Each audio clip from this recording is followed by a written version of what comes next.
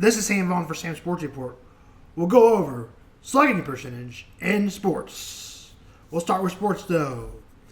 The Pacers come out with their best game of the playoffs all season. Keys to the game for the Pacers. Great passing, bringing great energy. Didn't have the killer instinct to the Thunder. And it was a question whether Tracy Hilberton would play last night. He wasn't supposed to.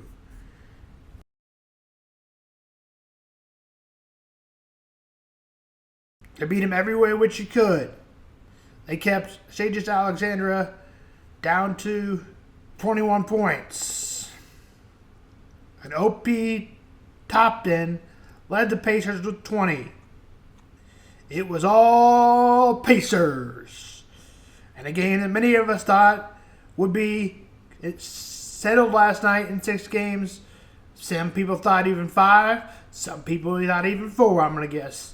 Game 7 will decide the NBA championship. Last night, the Pacers win 108-91.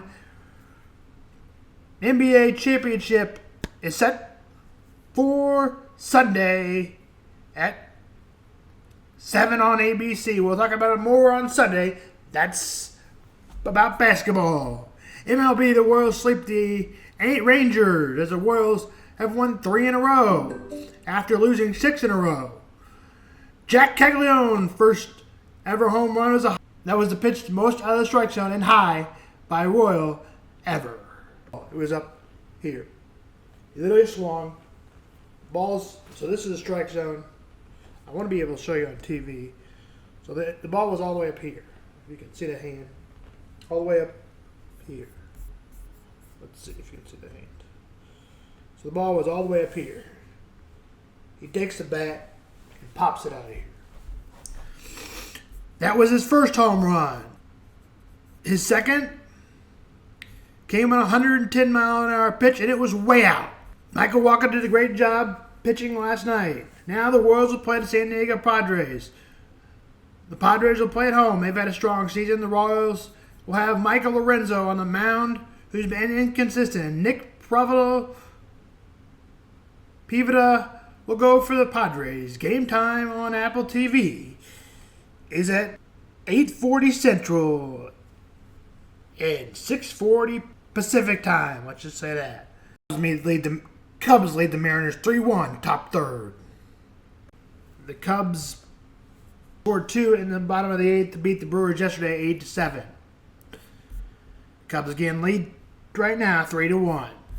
Now on to the Cardinals. The Cardinals sweep the series against the White Sox. Grabbing 2 in the 8th, that was the win, 8-6. They grabbed 3 in the 8th to win the first game. They grabbed 2 in the 10th to win the second game. The Cardinals sweep the series over the White Sox. The Cardinals will play the Reds tonight. Brady Singer, former Royal, will go for the Royals. He was traded for Jonathan India. And Andre Platt will go for the Cardinals. Game time, 6:15 from St. Louis.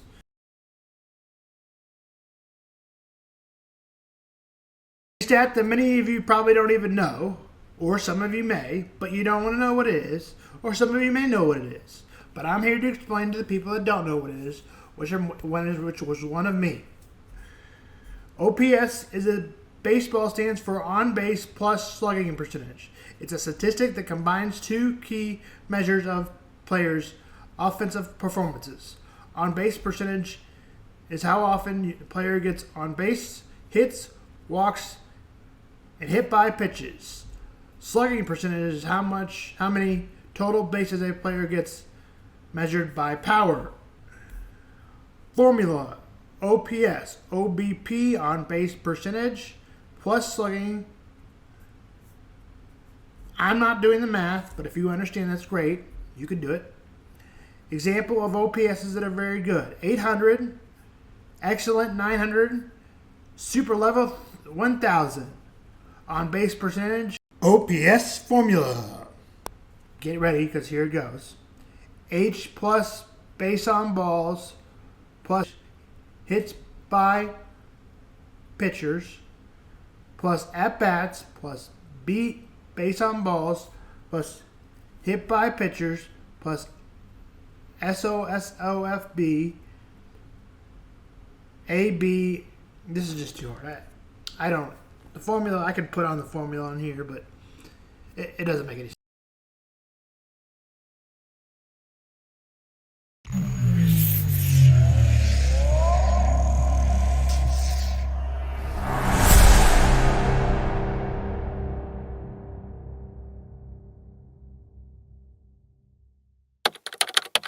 What is an average OPS in baseball?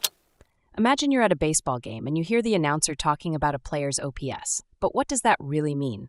Let's break it down. OPS, or on-base plus slugging, is a statistic that combines two important aspects of a hitter's performance: how often they get on base and how much power they hit with. It's calculated by adding the player's on-base percentage, OBP, and slugging percentage, SLG. On-base percentage measures how often a player reaches base, whether it's through a hit, a walk, or getting hit by a pitch. Slugging percentage, on the other hand, looks at the total bases a player gets from their hits, with singles counting as 1 base, doubles as 2, triples as 3, and home runs as 4. Now, when it comes to what's considered an average OPS, it can vary from season to season.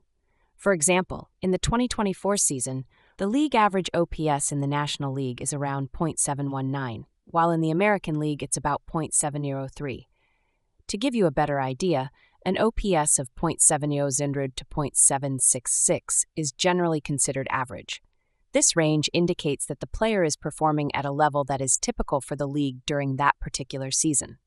An OPS above .800 is usually seen as very good, and anything over 1.1000 is exceptional.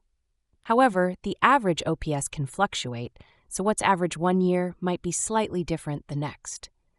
So the next time you hear about a player's OPS, you'll know it's a measure of how well they're getting on base and hitting for power, and whether they're performing above, below, or right at the league average.